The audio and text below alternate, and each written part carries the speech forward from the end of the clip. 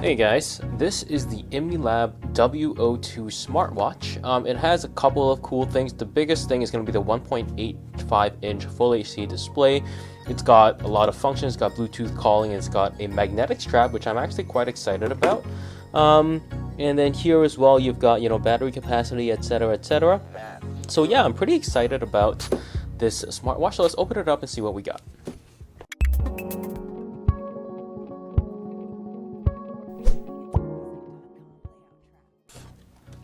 The smartwatch, okay, right now.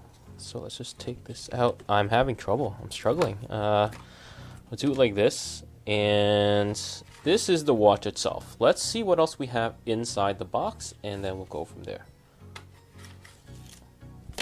All right, so we have another strap. This is a rubber strap that is blue. Okay, I'm gonna put that aside and look at what else we have in the box. Not much. We have the charging cable, magnetic charging cable, as well as a manual in here. Pretty standard stuff. Tells you the app, where you can download it, etc. Okay, let's look at the smartwatch itself now.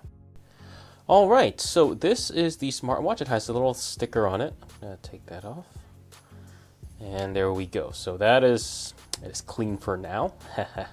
And a magnetic strap. I'm actually excited to see how this works. It's pretty strong, actually.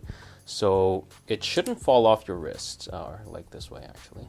Yeah, that's not falling off. Let's see how hard I can pull this before it slips like that. Oh, there we go. So that was pretty hard. I had to pull with considerable strength. So that means the amount of strength you need to exert pulling it this way is a lot more than the strength you need to do to remove the magnet like this. So that's actually going to be pretty good. I'll have to see how it works on someone's bigger wrist, because my wrists are pretty small, which means that you're going to have a lot of these magnets touching each other, so then the strength is going to be higher. But if you got big wrists and all you have is just one, see what I mean? Like this? I mean, that's a huge wrist, but okay, let's go like that. 4 magnets. That's like, I can pull it apart pretty easily. So we'll have to see there.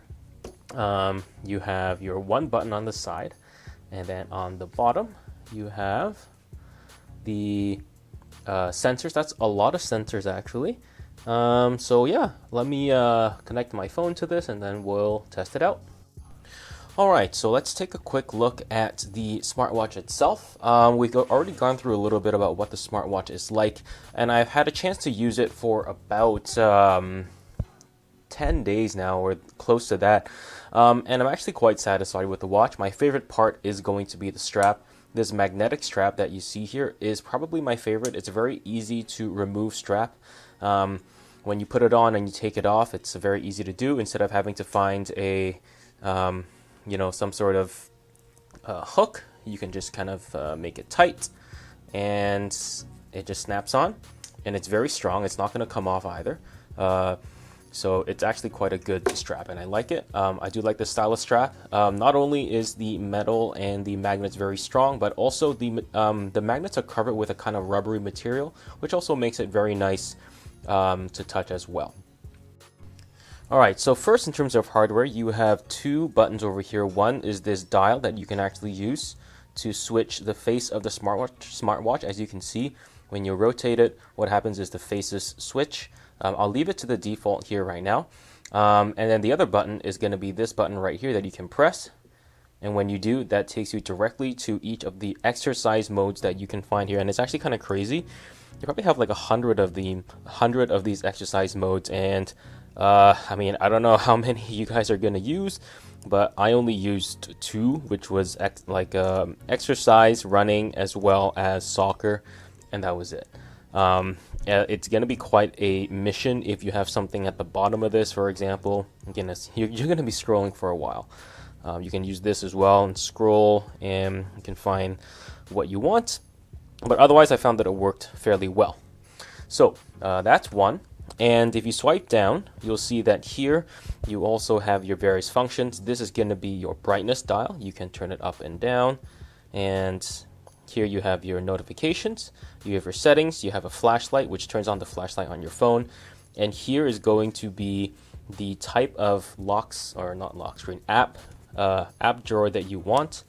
You have the Nest type like this, you have a grid, and then you have a list. I like, honestly, the Nest one the best. And of course here you have phone as well, where you can call people. And actually, I'll talk about that later, but the calling function is actually pretty decent. Okay. When you swipe this way, you can see your various informations here, your calories, kilometers, as well as steps. I haven't put it on today because I was a bit lazy, but I did put it on when I was playing soccer, so we'll talk about that. And if we keep swiping, this is back to your call menu. You have your heart rate sensor, your SpO2, your sleep tracking as well, and then you have controlling your media from your phone as well, which is quite good. And then you have weather, and on this side here is going to be your Nest.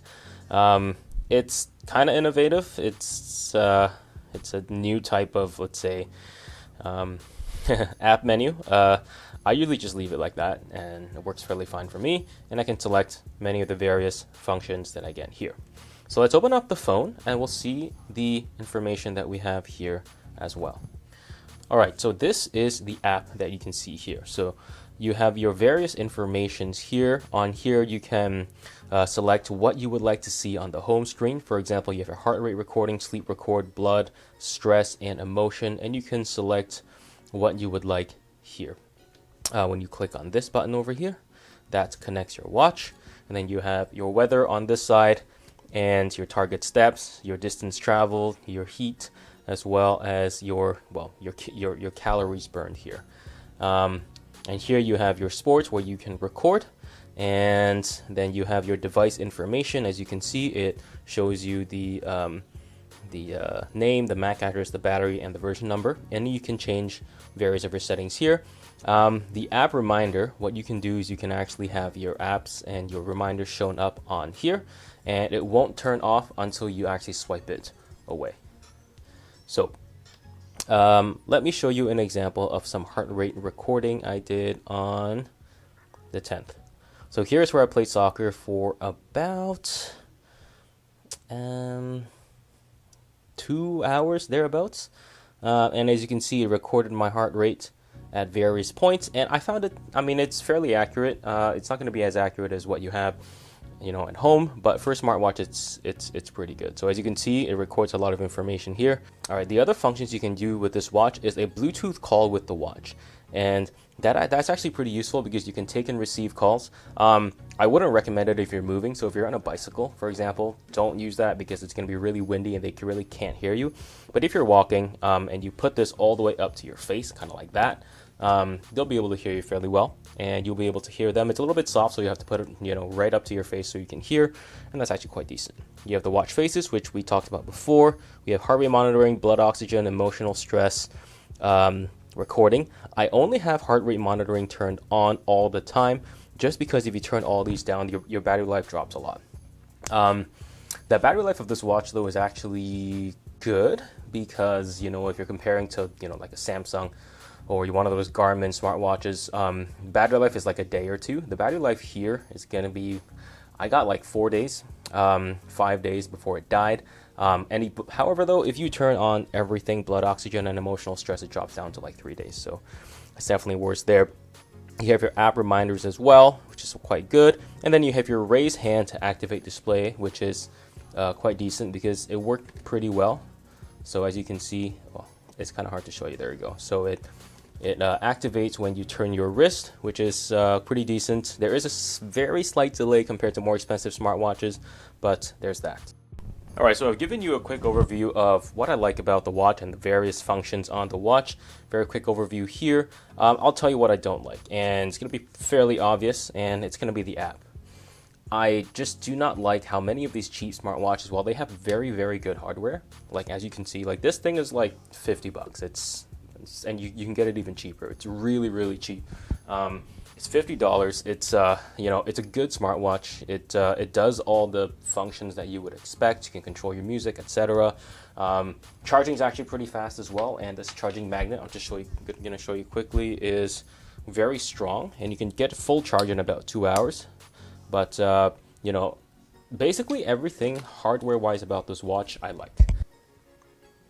So the app is probably the worst part of this, and the reason for that is because it's an app called GloryFit, and it doesn't sync with Google Fit.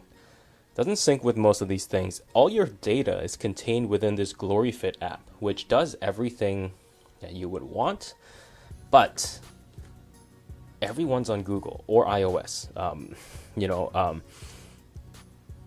Having it on a GloryFit app, it's just I don't like it. That's the worst thing about this. I don't like installing other apps to record my data. I want to just go to Google Fit and have all my data there, but it doesn't because everything's on here and it just doesn't sync. Now this is not a downside of just Imilab. All the other cheap smartwatches also have the same issue. So that's something that you'll have to contend with yourself. I don't know if this is going to annoy you, but it does annoy me, and I don't like it. But otherwise, what I do like about the smartwatch is that it's cheap, and it does all the functions that you would expect a smartwatch to do. And yeah, can't really complain for the price. So yeah, let me know what you think in the comments down below. Thank you, and I'll see you guys in the next one.